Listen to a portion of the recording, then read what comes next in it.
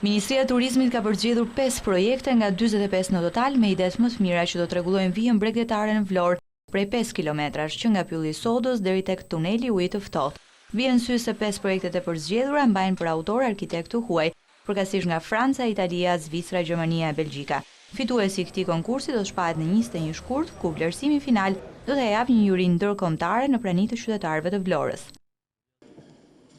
Partia Demokratike ka akuzuar qeverinë se ka kthyer vendin në listën e zezë të tranzitit të drogës. Deputeti Aldo Bumçi, duke u referuar një intervistë të një zyrtar italian në La Gazzetta del Mezzogiorno, ka deklaruar se pas shkatrimit që u bë nga qeveria Rama policisë së shtetit, pasiguria dhe kriminaliteti po sundojnë në Shqipëri.